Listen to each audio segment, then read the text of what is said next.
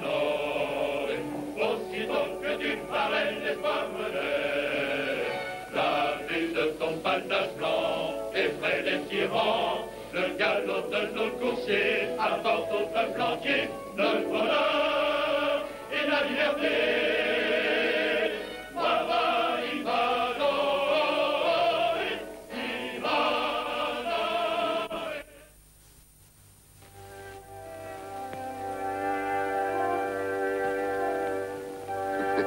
Vous savez, monseigneur, que c'est la 6e fois en 2 jours que vous lisez cette lettre de Lady Jeanne. On pourra croire que c'est vous le fiancé. En fait, je m'assure que nous sommes bien sur la route du château de Sir Roger. En outre, j'ai beaucoup d'affection pour Lady Jeanne. J'ai jamais assisté à un mariage entre gens de haute naissance. Es-tu prêt à continuer? Oui. Au secours! Allez! Quelqu'un appelle à l'aide. Allons voir ce qui se passe.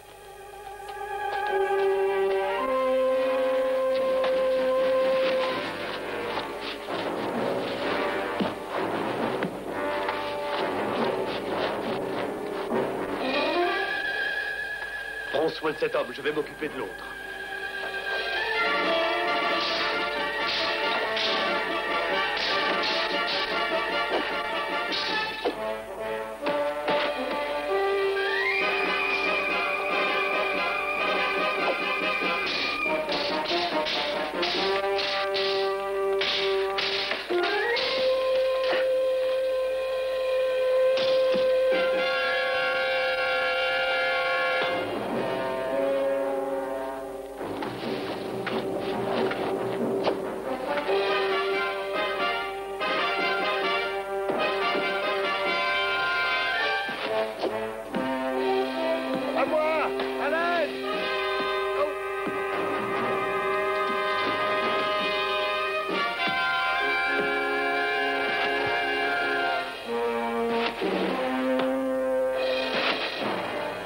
Mal, Gert?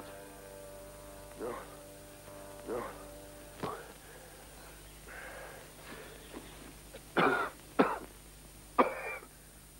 Et lui, comment est-il?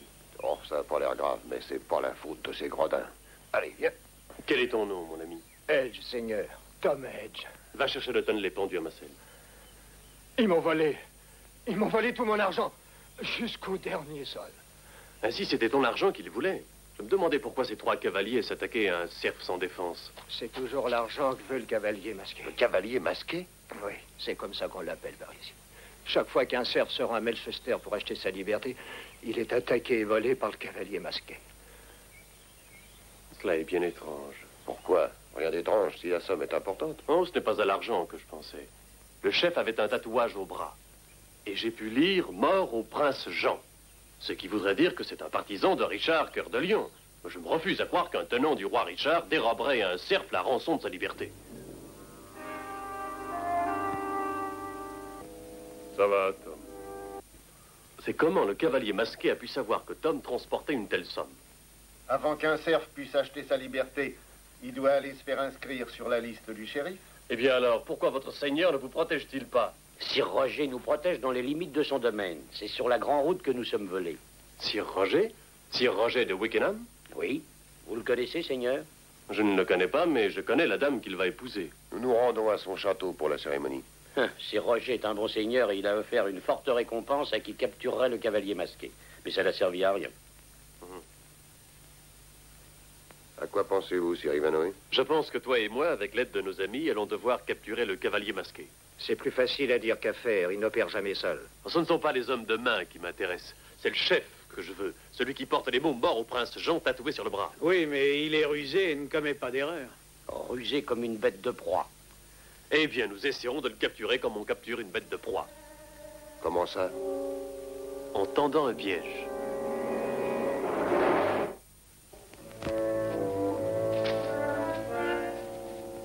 Ça va, Tom.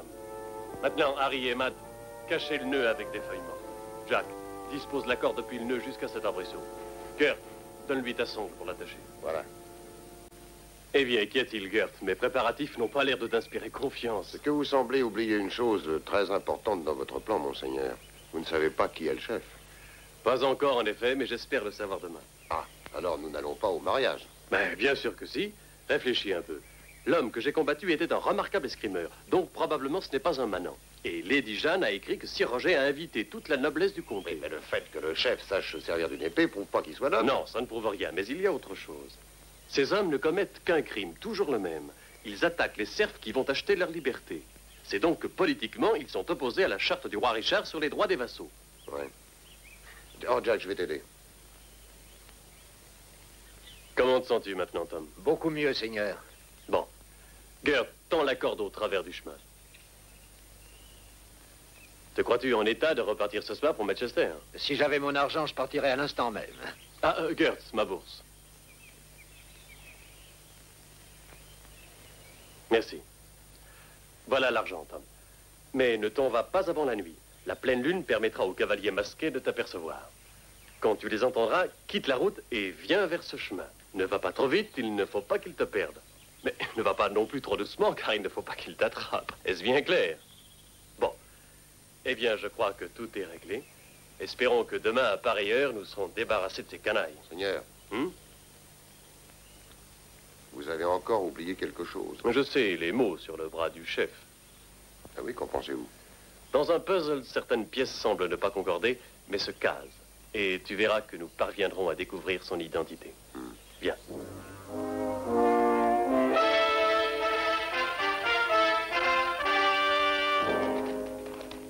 Sire Ivanoé et son écuyer, Gert. Oui, milord. Sir Roger vous a signé un page. Charles! Où puis-je trouver Sir Roger? Je veux lui présenter mes devoirs. Sir Roger recevra tous ses invités dans la grande salle ce soir. En attendant, j'ai pour charge de vous indiquer vos appartements. Merci, Charles. Désirez-vous quelque chose, Sir Ivanoé? Oui, je voudrais un pourpoint de soie pour mon écuyer. Peux-tu lui en trouver un? Oui, je le crois, Seigneur. Merci. Un pourpoint de soie pour un homme qui a été forgeron? Ça va paraître bizarre. J'aurais besoin de toi. Bien que le protocole t'interdise de prendre part au festin, tu as le droit de pénétrer dans la grande salle puisque tu es mon serviteur. Regarde ton...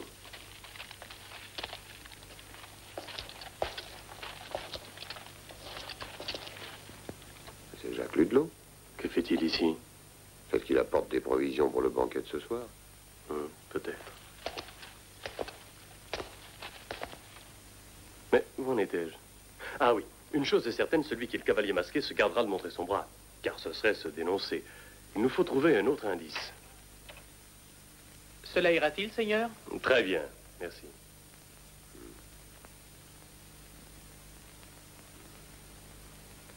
Habille-toi, Gert, cela t'ira tout à fait bien. Il faut que j'aille présenter mes respects à Lady Jeanne.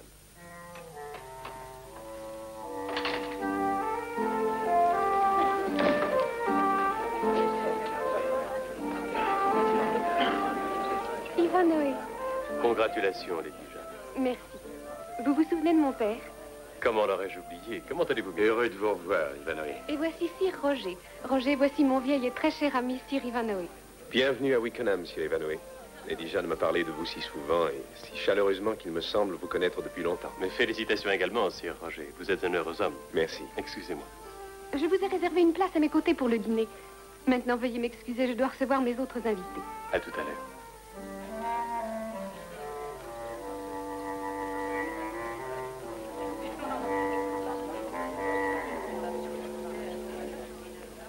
Comme je l'avais prédit. Tu es splendide. Et maintenant, ouvre l'œil. Regardez donc cet homme là-bas. C'est à peu près la même taille et il a une moustache. Mais presque tout le monde ici a une moustache. Ce n'est pas une preuve suffisante.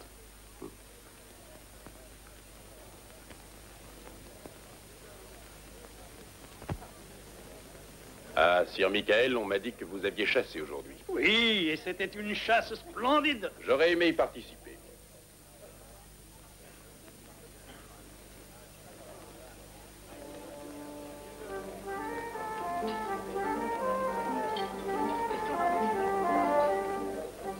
Et après le mariage, demain, nous partirons pour un long voyage de noces. Sir Roger pense que nous pourrions visiter Ivanoé. Excusez-moi. Vous me paraissez bien distrait ce soir. Dites-moi, qui est-ce donc? C'est Sir Cyril de Wentworth. Fidèle au roi Richard? Tout le monde ici est fidèle au roi Richard. Sinon, il ne serait pas à cette table. Oui, je pensais que vous me diriez ça. Mes seigneurs, je veux porter un toast au futur époux, Sir Roger. À Sir Roger! C'est inutile, monseigneur, nous ne saurons pas qui c'est. En tout cas, pas avant le mariage demain matin. Excusez-moi, Milord. Oui, bien sûr. Sir Ivanhoe, ne soyez pas si exclusif. Pourrais-je savoir de quoi vous parlez si sérieusement? Nous parlions de la rencontre que nous fîmes aujourd'hui de 3 cavaliers masqués. Vraiment? Je regrette que vous ne m'en ayez rien dit plus tôt. Je pensais que c'était peu important. Dans ce pays, nous croyons que ce que font les cavaliers masqués a beaucoup d'importance, n'est-ce pas, mes seigneurs? Oui, beaucoup en vérité. Avez-vous quelques indices qui permettent de les découvrir? L'un d'entre eux, je crois que c'est le chef, a 4 mots tatoués sur le bras droit. Et quels sont ces mots? Mort au prince Jean. Un partisan de Richard volant un cerf sur la grande route. J'ai peine à l'imaginer. Moi aussi, milord. Étrange aussi qu'ils vous aient attaqué. Habituellement, ils ne s'en prennent qu'à des cerfs sans défense. Ils attaquaient un cerf lorsque nous sommes arrivés. L'un des vôtres, je crois bien, Sir Roger. L'homme a été tué? Non, blessé seulement. En fait, il a l'intention de repartir pour Melchester. Si vite? Oh, j'ai trouvé que c'était sage de sa part, surtout s'il se met en route dès ce soir. Les cavaliers masqués ne se manifestent pas la nuit, c'est du moins ce que l'on m'a dit. Mais ce cerf a encore de l'argent pour acheter sa liberté? Ah oui, j'ai fait le nécessaire. Je lui ai donné ma bourse.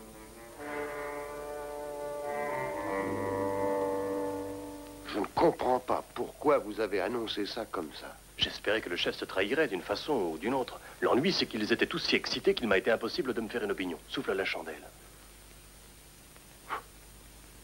Vous voyez quelqu'un? Non, pas même un garde. À mon avis, Sir Ivanhoe, vous vous êtes trompé. Chez moi. Je ne me suis pas trompé. Quel qu'il soit, le chef est dans ce château. Eh ben, quel qu'il soit, il est beaucoup plus malin que nous le pensions. Il nous a bien enfermés. Mais qu'est-ce que vous allez faire? J'avais jusqu'à notre piège. On a voulu nous empêcher d'agir et je sais pourquoi. Le cavalier masqué projette d'attaquer Tom Je vais avec vous. Non. Toi, reste ici. Je serai de retour avant l'aube.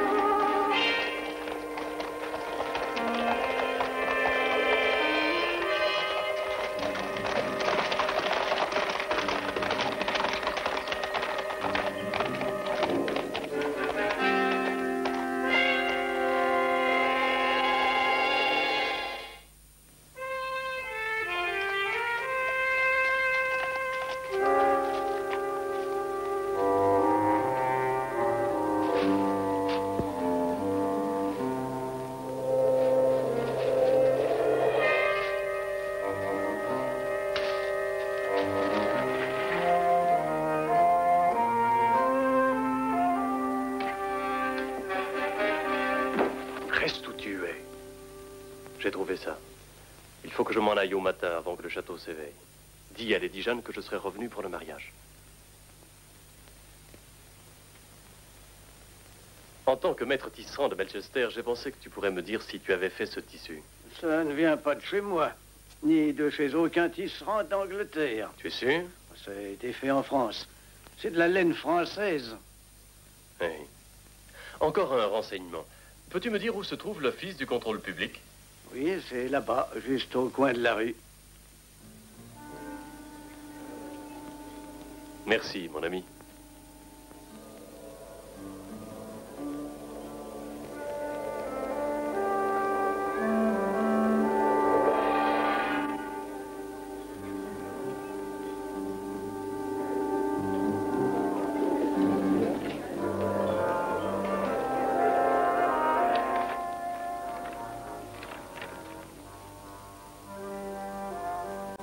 Le voilà. ce que vous cherchiez? Oui, merci. Je voudrais un renseignement. Tu vois cette signature?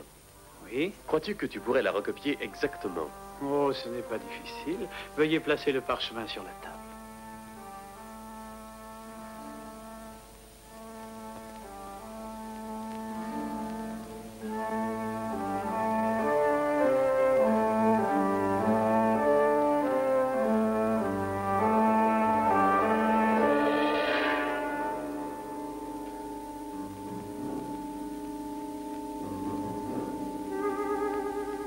La signature est copiée, Milord. Merci.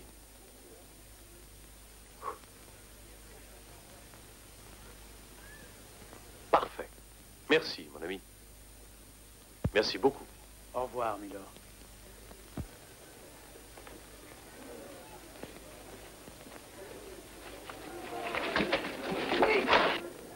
Laissez-moi partir. Pas avant que tu aies répondu à quelques questions. Pourquoi moi? Je croyais que vous deviez trouver le chef des cavaliers masqués. Oui, je le trouverai. Avance. J'estime que c'est là une attitude étrange pour un invité. Je ne comprends pas et je n'aime pas ça. En 5 ans, si Roger n'a pu découvrir qui sont ces hommes, comment Ivanoï pourrait-il le faire en un jour? Le voici. Et je vais lui dire qu'il aurait pu se dépêcher. Où allez-vous donc? Je vais lui dire qu'il est en retard et qu'il doit se presser.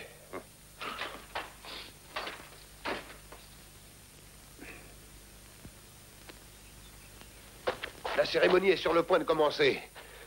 Sir Pembroke est furieux contre vous. Il dit que votre comportement est offensant. Ben, qu'est-ce que vous allez faire de lui? Amène-le à la petite porte de la chapelle et attends, je t'appellerai. Il va identifier le chef des cavaliers masqués. Ce n'est pas vrai, je n'ai rien à dire. Vraiment? Eh bien, nous verrons ça.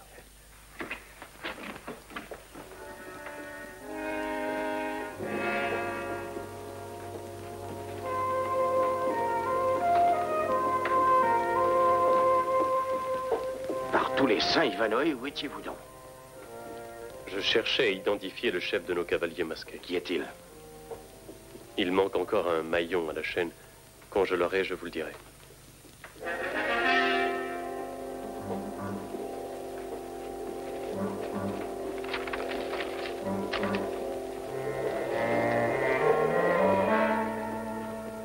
Scribe. Un mot, je te prie. C'est très important.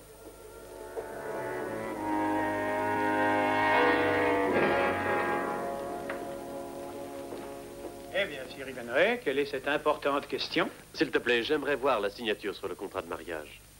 Mais ça ne vous concerne pas, Milord. Déroule ce parchemin.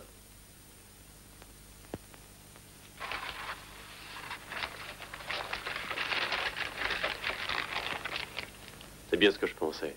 Les signatures sont différentes. Merci beaucoup, mon ami. Sir Roger, prenez-vous Jeanne, fille de Thomas de Pembroke, pour épouse? Oui. Et vous, Jeanne, prenez-vous Roger, fils de Ernest de Wickenham, pour époux? Au nom du roi Richard, je demande qu'on suspende cette cérémonie. Qui êtes-vous? Et quelle explication donnez-vous à cette inadmissible interruption? Sir Roger est le chef des cavaliers masqués. Ivanoï est devenu fou. Sûrement. Si vous n'étiez pas un ami de Lady Jeanne, je vous pourfendrais sur l'heure. Mais pour l'amour d'elle, je vais vous laisser le temps de vous expliquer. Je vais le faire. Kurt. Ludlow, n'avais-tu pas mission d'informer Sir Roger lorsqu'un des serfs voulait racheter sa liberté? Je ne sais rien du tout. Et hier soir, n'es-tu pas venu au château pour avertir Sir Roger du piège que toi et les serfs m'aviez aidé à tendre? Non.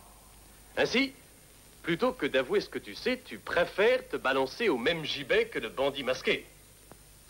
Allons, décide-toi. Dis la vérité. Et lors du procès, je demanderai au shérif d'en tenir compte. Voyons, Sir Ivanoï, pourquoi essayez-vous de forcer cet homme à dire ce qu'il ignore? Et même s'il se laissait impressionner et acceptait de dire ce que vous lui suggérez, qui en Angleterre mettrait en balance sa parole contre celle d'un lord? Pas celle d'un lord, mais celle d'un imposteur. Et c'est ce que vous êtes. Un imposteur qui a assassiné Sir Roger de Wickenham et s'est approprié le domaine et les titres de sa malheureuse victime. Prouvez-le. La signature apposée sur ce parchemin n'est pas la même que celle du contrat de mariage. Le sceau est le même. Et un sceau n'est-il pas plus important qu'une signature? Je porte mon sceau à l'index, comme vous voyez. À quel doigt le portez-vous, mes seigneurs? Je vois que vous le portez tous à l'index, vous aussi. Mais pas cet homme. Il le porte, lui, à son petit doigt. Et s'il me plaît de le porter ainsi? N'était-ce pas plutôt parce que Sir Roger avait de petites mains et que l'anneau que vous lui avez volé ne pouvait être mis qu'à ce doigt? Oui, c'est la raison. Ce n'est pas Sir Roger, mais Louis Moret, un bandit bien connu en France. Merci, lieutenant.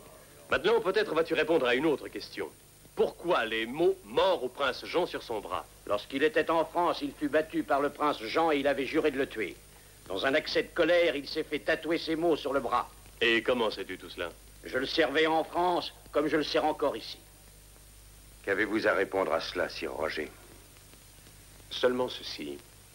Tout ce qu'Ivanoé et cette canaille ont dit n'est que mensonge. Vous me traitez de menteur? Mais oui. Et pour avoir semé le doute à mon sujet dans l'esprit de Lady Jeanne, je demande réparation de cette offense. Comme vous êtes mon hôte, j'ai donc le droit de choisir les armes. Je ne choisirai pas l'épée. La masse, la lance, la hache, à votre gré. Je choisirai l'antique épreuve du feu. Est-ce une plaisanterie? Que l'on apporte les braseros dans la grande salle.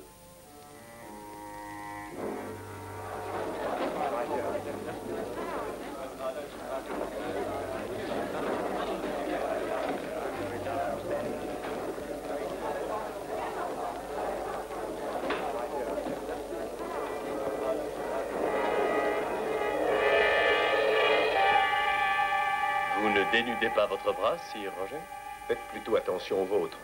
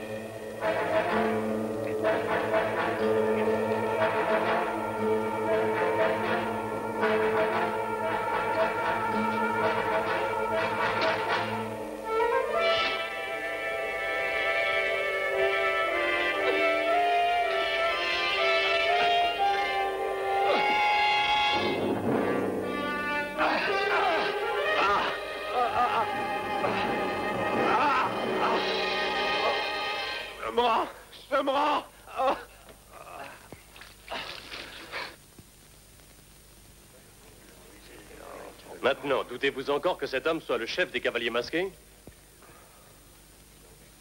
Notre séjour ici est terminé. Partons, père. Bien sûr, mon enfant.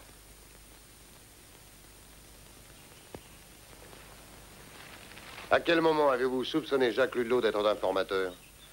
Quand nous avons ramené Tom à sa cabane. Là, tous les autres serfs devaient réfléchir avant de répondre à mes questions. Mais pas Ludlow. Il avait toujours une réponse toute prête, trop rapide. Pauvre Lady Jeanne.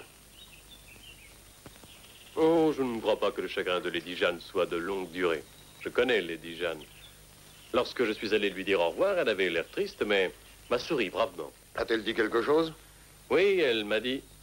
Mais peu importe ce qu'elle a dit. Pourquoi? Un homme qui refuse de porter la livrée de courtisan ne doit pas écouter les paroles flatteuses d'une dame.